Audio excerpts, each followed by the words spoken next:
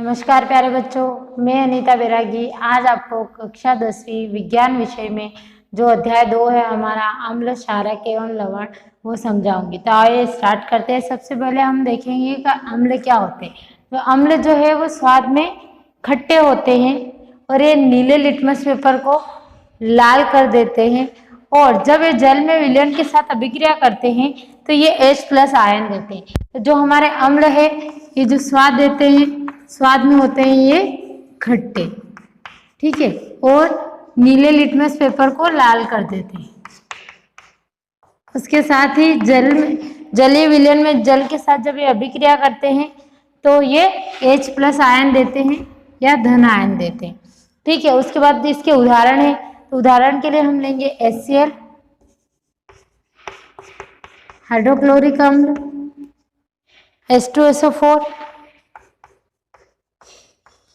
ये हमारे हो जाएंगे अम्ल के उदाहरण। इसके अलावा CH3COOH, सिट्रिक अम्ल, ETC,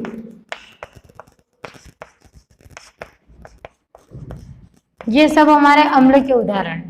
उसके बाद अम्ल जो है दो प्रकार के होते हैं। पहला होता है सांद्र अम्ल और दूसरा होता है तनु अम्ल। सांद्र अम्ल होता है जिसमें अम्ल की मात्रा अधिक होती है और जल की मात्रा कम होती है, उसे हम कहते हैं सांद्र अम्ल।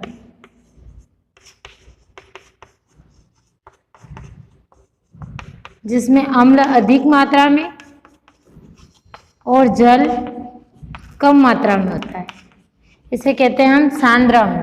और इसका विपरीत है तनु अम्ल, जिसमें अम्ल कम मात्रा में और जल अधिक मात्रा में होता है। ये हो गया हमारा अम्ल। इसके बाद हम पढ़ेंगे क्षारक। तो क्षारक जो है वो अम्ल के विपरीत होते हैं, ठीक है। अम्ल स्वाद में खट्टे होते हैं और क्षारक जो है वो स्वाद में कड़वे होते हैं। ये लाल लिटमस पेपर को नीला कर देते हैं और जल में विलय होने पर OH- आयन देते हैं या ऋण आयन देते हैं। इसके उदाहरण है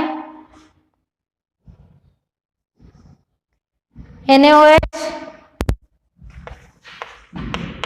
सोडियम हाइड्रोक्साइड, पोटेशियम हाइड्रोक्साइड,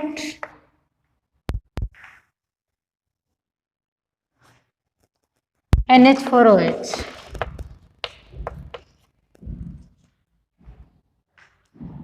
और क्षार जो है वो जल में घुलनशील होते हैं, इसलिए क्षारक को क्षार भी कहा जाता है। अब इसके बाद हम आगे पढ़ेंगे सूचक। तो सूचक जो होते हैं वो किसी दिए गए विलयन में अम्ल या क्षारक की उपस्थिति दर्शाते हैं कि वो जो विलयन है उसमें अम्ल की मात्रा कितनी है, क्षारक की मात्रा कितनी है, उसको दर्शाते हैं। इनका रंग या गंध अम्लीय और क्षारक माध्यम में बदल जाता है। इनका रंग और जो गंध होती है सूचक की वो अम्लीय और क्षारीय माध्यम में बदल जाती है। मतलब उसकी जो गंध और रंग जो होता है वो अम्ल के लिए अलग होता है और क्षारक के लिए अलग होता है, ठीक है। हम पढ़ रहे हैं सूचक।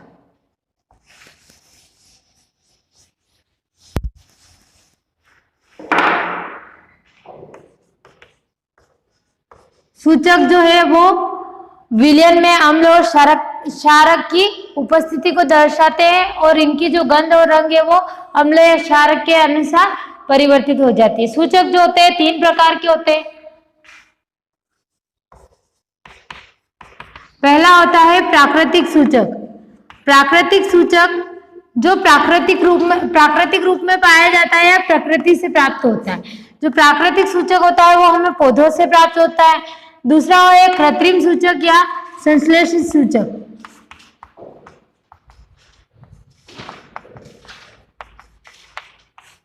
जो रासायनिक प्रक्रिया द्वारा प्राप्त किया जाता है। और तीसरा होता है हमारा गंधीय सूचक, जिसके द्वारा अम्ल और क्षारक की गंध का पता लगाया जाता है। तो पहला है हमारा प्राकृतिक सूचक। तो प्राकृतिक सूचक वे सूचक होते हैं जो हमें पौधों से प्राप्त होते हैं, ठीक है। उदाहरण के लिए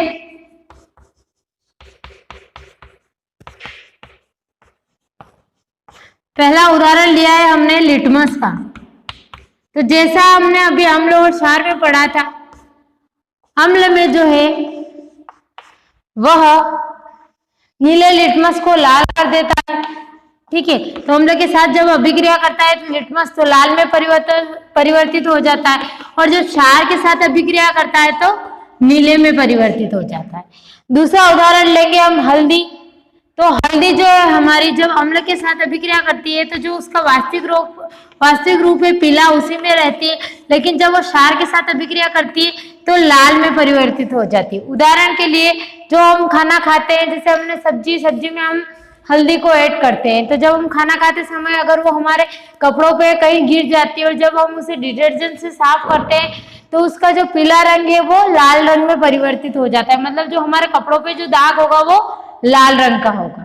फिर दूसरा है हमारा कृत्रिम सूचक, या जिसे हम संश्लेषित सूचक कहते हैं, जो हमें रसायनों से प्राप्त होता है। उदाहरण के लिए लेंगे हम फिनाइलफथैलीन और दूसरा लेंगे हम मेथिल ऑरेंज।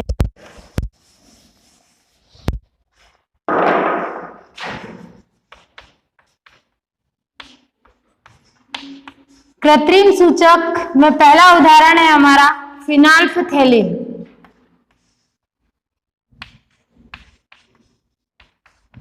और दूसरा है मेथिल ऑरेंज।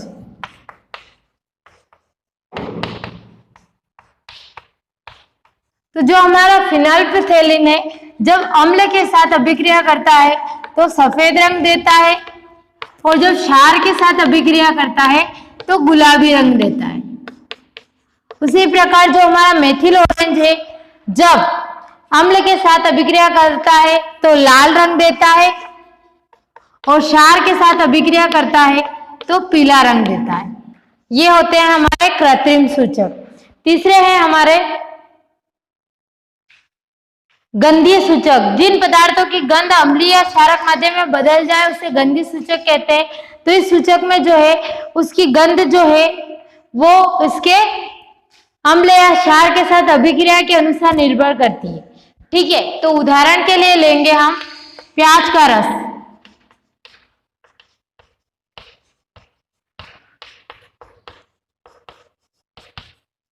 प्याज का रस, जैसे हमने अम्ल और क्षार पढ़े हैं, अम्ल जो है हमारे HCl H2SO4 है। ठीक है, और जो हमारे क्षार है वो है NaOH KOH। तो इन्हीं के साथ जब हमारे प्याज का रस जो है जब अम्ल NaOH के साथ अभिक्रिया करेगा तो तीक्ष्ण गंध देगा, और जब क्षार के साथ अभिक्रिया करेगा तो उसमें कोई गंध नहीं आएगी, मतलब जब वो क्षार के अंदर होगा तो उसकी गंध जो है वो समाप्त हो जाएगी। इसी प्रकार उदाहरण के लिए लेंगे हम लौंग का तेल। तो लौंग का तेल जो है जब अम्ल के साथ अभिक्रिया करेगा तो जो उसकी वास्तविक गंध है वो देगा, और जब क्षार के साथ अभिक्रिया करेगा तो कोई गंध नहीं देगा। अर्थात जो अम्ल के साथ अभिक्रिया करते हैं तो उनका जो गंध होती है वो उनके वास्तविक रूप में होती है, लेकिन जब वो क्षार के साथ अभिक्रिया करते हैं तो उनकी गंध समाप्त हो जाती है। इसके बाद हम समझेंगे अम्ल और क्षारकों के रासायनिक गुण। अर्थात अम्ल और क्षारक जो है वो धातु के साथ किस प्रकार अभिक्रिया करते हैं।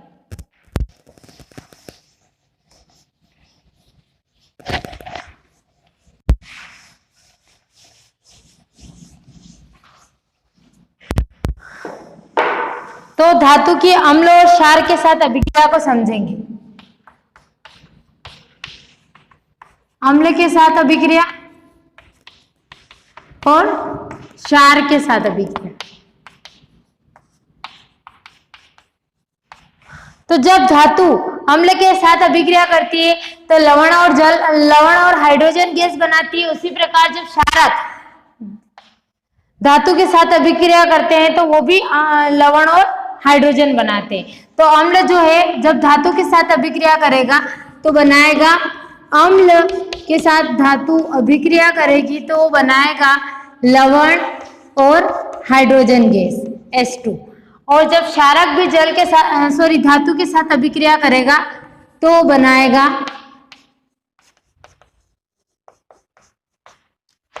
लवण और हाइड्रोजन गैस। तो अम्ल हमने पढ़े हैं जो होते हैं हमारे HCl, H2SO4, और जो हमारे क्षारक है वो होते हैं NaOH, KOH। ठीक है, तो इनके हम धातु के साथ अभिक्रिया बनाए। अब धातु कौन कौन सी होती है? धातु जो होती है वो हमारी आयरन, पोटेशियम, जिंक और सोडियम, ये जो है सब हमारी धातु है। तो इसमें से हम धातु लेंगे जिंक और यहां से हम अम्ल लेंगे HCl। तो जब HCl जिंक के साथ अभिक्रिया करेगा तो वो बनाएगा ZnCl2, जिंक क्लोराइड और हाइड्रोजन गैस, जैसा कि मैंने आप लोगों को बताया है। वैसे जो हमारा क्षारक है, क्षारक में हम लेंगे NaOH, सोडियम हाइड्रोक्साइड। तो सोडियम हाइड्रोक्साइड जो हमारी धातु है जिंक, उसके साथ अभिक्रिया करेगा तो ये बनाएगा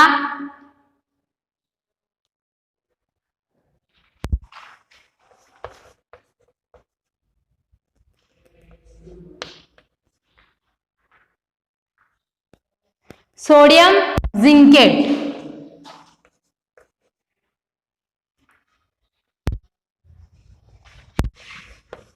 और साथ में हाइड्रोजन गैस।